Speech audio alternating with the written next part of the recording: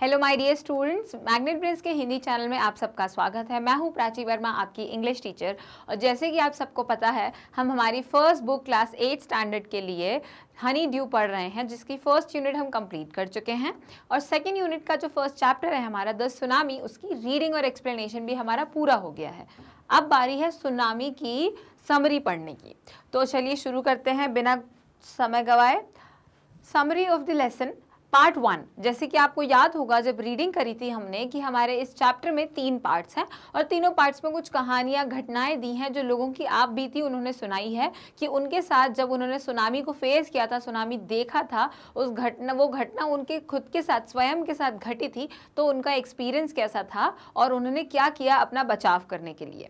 Part 1 consists of 4 stories of people who faced the deadly tsunami on December 26, 2004. अब 2004 दिसंबर 26 को हुई जो घटना थी सुनामी की, उनकी कहानियां हैं लोगों की, जिसमें 4 कहानियां दी हुई हैं, जैसे कि यहाँ लिखा हुआ है 4 stories. It discusses how the lives of different people who hailed from Andaman Nicobar archipelago were impacted by the effect of the dreadful tsunami. अब सबसे पहले हेल्ड मतलब आते हैं, वहां से वो बिलोंग करते हैं, वहां के रहने वाले, अंडमान एंड निकोबार के रहने वाले हैं। तो उसमें अलग अलग लोग हैं, डिफरेंट अलग अलग सोसाइटी के लोग हैं, अलग अलग जगह से आए हुए लोग हैं जो रहते हैं अंडमान निकोबार आर्किपेलागो में है। आर्किपेलागो आपको याद होगा, द्वीप समूह कहा था हमने इसे। बहुत सारे आइलैंड्स का जो समूह होता है, जैसे हमने अंडमान और निकोबार आइलैंड्स का मैप भी देखा था इस चैप्टर को स्टार्ट करने से पहले, तो उसमें दिया हुआ था ना कि वो एक बड़ा सा आइलैंड नहीं है, उसमें छोटे छोटे काफी टुकड़े हैं लैंड के जो आपस में इतने आसपास है कि उनको हमने एक द्वीप समूह बोल दिया है, एक आर्किपेलागो बोल दिया है। Were impacted by the effect of the dreadful tsunami. Dreadful का मतलब होता है कुछ बहुत ही भयानक, तो ड्रेडफुल जो है वो सुनामी थी जिसके वजह से उनके साथ ऐसा हुआ। तो देखते हैं क्या हुआ। जो पहली स्टोरी थी उसमें इग्निशियस नाम का एक व्यक्ति था जो कि कोऑपरेटिव सोसाइटी इन कटचल का मैनेजर था। कटचल नाम की जो आइलैंड है उसमें एक कोऑपरेटिव सोसाइटी है जिसका वो मैनेजर था और उसका नाम था igneous. In the morning, his wife could sense some tremors and woke everyone up. सुबह उनकी जो वाइफ थी, उनकी जो पत्नी थी, उन्हें थोड़े झटके महसूस हुए, तो वो उठी और उन्होंने दूसरों सब अपने परिवारजनों को उठाया। As the sea started to rise, the whole family rushed out. जैसे ही उन्होंने देखा कि नदी जो है उसमें उफान आ रहा है, वो उठ रही है, तो सब लोग घर से भागने लगे। The waves were so huge that they swept away his family, including his wife, children, father-in-law and brother-in-law. अब वो वेव्स इतनी भयानक और घातक थी कि वो सब पूरे ही परिवार को बहा के ले गई अपने साथ। और उनके परिवार में कौन कौन था? इग्निशियस की पत्नी, उनके बच्चे, उनके फादर इन लॉ और उनकी मदर इन लॉ, मतलब उनके सास और ससुर भी वहां पर मौजूद थे। तो जैसे हमने देखा कि पार्ट 1 में 26 दिसंबर 2004 को हुई एक घटना, एक सुनामी के बारे में बताया गया है। और पार्ट 1 में 4 कहानियां हैं जो कि बताती हैं कि उन लोगों के साथ क्या घटना घटी, कौन बचा कौन नहीं बचा, और जो बच गया उन्होंने अपना बचाव कैसे किया। तो पहली कहानी इग्निशियस के बारे में है और इग्निशियस ये बताते हैं कि वो अपने घर पे सो रहे थे जब उनकी पत्नी को झटकों का एहसास हुआ और उन्होंने सबको उठाया। आपको ये भी याद होगा कि उन्होंने अपना टीवी उठाकर, जो उनका टीवी का स्टैंड था, उससे उठाकर नीचे रख दिया था ताकि वो गिर के टूट न जाए, और फिर पूरा परिवार घर से बाहर भाग गया। लेकिन जो लहरें थी, जो वेव्स थी, वो इतनी ज़्यादा घातक थी कि कोई भी नहीं बच पाया। वो सबको ही, उनकी वाइफ को, उनके बच्चों को, सास को, ससुर को, सबको बहाकर ले गया। Then a policeman named Sanjeev. अब हमारी दूसरी कहानी शुरू होती है जिसमें हमारे कैरेक्टर का नाम है संजीव। संजीव ने अपने परिवार को बचाया जिसमें उनकी पत्नी, उनके बच्चे थे, उनकी बेटी थी, बहुत ही डेंजरस वेव्स से। वहाँ जो इतनी खतरनाक वेव्स आ रही थी, लहरें उठ रही थी, उनसे उनने खुद को तो बचाया ही बचाया, अपनी पत्नी को और अपनी छोटी सी एक बेटी को भी बचाया। However, he drowned while trying to rescue the guest house cook, John's wife, as the huge waves washed both of them away. वो खुद तो बच गए थे, लेकिन जैसे ही उन्हें अपने गेस्ट हाउस कुक जॉन की पत्नी की चिल्लाने की आवाज़ आई, बचाव के लिए उन्होंने चिल्लाया, तो वो उनको बचाने गए और संजीव के साथ साथ जो जॉन की पत्नी थी वो भी लहरों में बह के चली गई, वो नहीं बच पाया। मतलब संजीव ने सबको बचा लिया, लेकिन जब वो दूसरे किसी की मदद करने के लिए गए तो वो खुद को भी नहीं बचा पाए और वो जो जिनको बचाने गए थे वो भी, उनको भी नहीं बचा पाए। तो संजीव पुलिसकर्मी थे, उन्होंने अपना बचाव किया, अपने परिवार का बचाव किया, और जब वो अपने गेस्ट हाउस कुक की पत्नी को बचाने के लिए गए तो उन लहरों की चपेट में आ गए और कोई भी नहीं बच पाया दोनों में से। The third incident is about a 13-year-old girl मेघना। अब मेघना की बारी है, बच्ची है एक मेघना, कितने साल की है वो? 13-year-old, 13 साल की है, जो कि बह गई थी उन लहरों से। Swept away by the waves along with her parents and many other people. बहुत सारे लोग जिसमें उनके माता पिता भी थे और मेघना भी थी, वो सब लोग लहरों से बह गए थे। She was floating in the sea holding a wooden plank and was brought to shore by a wave. वो 2 दिन तक, आपको याद होगा कहानी में, 2 दिन तक वो एक लकड़ी का जो दरवाजा था उसका टुकड़ा पकड़े उसके ऊपर ही लहरों पर तैरती रही। 11 बार उन्हें रिलीफ हेलीकॉप्टर्स दिखे, पर वो हेलीकॉप्टर्स उनको नहीं देख पाए, शायद इसलिए क्योंकि वो लकड़ी के उस टुकड़े पे तैर रही थी। और फिर although she was saved, she was completely dazed as she walked on the seashore। जब वो नदी के किनारे या समुद्र के किनारे लहरों से ऐसे धकेल के लाई गई कुछ समय के बाद, तो वो एकदम ऐसे अचंभे में चल रही थी, वहाँ पे शौक में थी, क्योंकि वो अकेली ही थी जो अपने परिवार से जीवित बच पाई थी। तो वो इस चीज़ को लेकर बहुत ज़्यादा ही दुखी थी, ट्रॉमेटाइज्ड थी। तो आपने देखा तीसरी घटना में क्या हुआ। 13 साल की मेघना की कहानी है, जो अकेली अपने परिवार में से बची थी। उसके पापा, मम्मी और उसके बाकी सारे जान पहचान के लोग जो हैं वो लहरों की वजह से बह गए थे, लेकिन वो किसी से नहीं मिल पाई। 2 दिन तक अपना वक्त जो है वो नदी में उस लकड़ी के टुकड़े पर तैरते हुए निकालने के बाद जब वो नदी के तट पर आई, किनारे पर आई, तो वो बहुत ही अचंभे में थी, क्योंकि वो बच गई थी लेकिन उनके आसपास कोई और नहीं बचा था। The fourth story is about Almas Javed. Almas Javed भी एक लड़की की कहानी है। अलमस जावेद एक 10 साल की बच्ची हैं और उनके पापा ने ये नोटिस किया था कि सुनामी आ रही है। कैसे नोटिस किया था? Her father had notice that the sea water was receding after the tremors. पहले ट्रेमोर्स हुए, पहले झटके महसूस हुए, उसके बाद जो सी वाटर था वो राइज होने लग गया था। He realized that this was sign of bigger danger, so he warned everyone। जैसे ही उन्हें लगा कि ये कुछ अनयूजुअल हो रहा है, जो नॉर्मली होता नहीं है, कुछ ऐसा हो रहा है, तो उन्होंने अपने आसपास सभी को अलार्म किया, सबको उन्होंने आगाह किया कि कुछ गड़बड़ होने वाली है। While he was helping others, a huge wave came and washed away Alma's father along with her grandfather. जब वो दूसरों की मदद कर रहे थे तो एक बहुत बड़ी लहर आई और उस लहर ने अलमस के पापा और उनके दादाजी को साथ में बहाकर ले गई। Slowly her entire family was swept away while Almas had climbed on a floating wooden log and fainted। तो जब पूरा परिवार बह गया उस लहर की वजह से, तो अलमस ने क्या किया, एक वुडन लॉग, जैसे मैंने कहा था लकड़ी का जो टुकड़ा होता है, ऐसा गोल सा रहता है, जब हम पेड़ के तने को नीचे से रूट से काट दें और ऊपर ब्रांचेस से काट दें, उसकी टहनियों से काट दें, तो जो बीच का गोल हिस्सा बचेगा उसे हम लॉग कहते हैं। तो वुडन लॉग को पकड़ के उसके ऊपर वो फ्लोट कर रही थी, मतलब तैर रही थी पानी के ऊपर, और वो वहीं पर बेहोश हो गई। When she woke up, she found herself in hospital in Kamorta। तो कमोर्टा के एक अस्पताल में उन्होंने खुद को पाया जब उन्हें होश आया। She was so traumatized that she never talked about the incident with anyone। जैसे कि मेघना की तरह ही अलमस अकेली बची थी अपने परिवार में से, तो वो इतनी ज़्यादा ट्रॉमा में थी, इतनी ज़्यादा सदमे में थी कि वो किसी से भी इस घटना के बारे में बात नहीं करना चाहती थी। तो चौथी कहानी में हमने देखा कि 10 साल की अलमस की कहानी है, जिनके पिताजी को ये पता चल गया था कि सुनामी आने वाली है, तो वो सबको आगाह करने लगे, लेकिन वो दूसरों की मदद करने में खुद और उनके दादाजी जो हैं, उनके पिताजी और उनके दादाजी अलमस के, वो लहरों की चपेट में आ गए और वो नहीं बच पाए।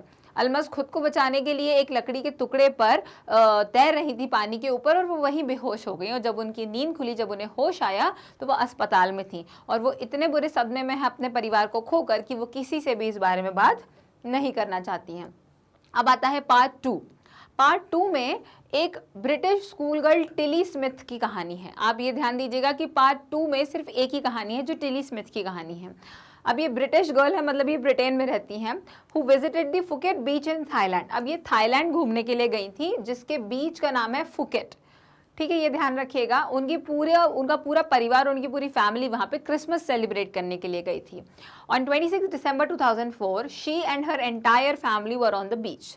26 दिसंबर 2004 को जब वहाँ पर बाढ़ आई थी, तो उन्होंने, जब सुनामी आई थी, तो उनका पूरा परिवार बीच पर ही था। She and her mother noticed that the sea waves were slowly rising. It had started to foam and was making whirlpools. जैसे हमने पहले भी देखा था, whirlpool का मतलब क्या होता है, ऐसे गोल गोल पानी घूमने की वजह से, बहुत तेजी से जब गोल घूमने लग जाता है तो बीच में गड्ढा होने लग जाता है, इसे कहते हैं whirlpool। और जब पानी बहुत तेजी से नीचे जाने लग जाता है तो फिर जब नीचे प्रेशर इकट्ठा हो जाएगा, दबाव इकट्ठा हो जाएगा, तो पानी ऊपर उछलकर आएगा।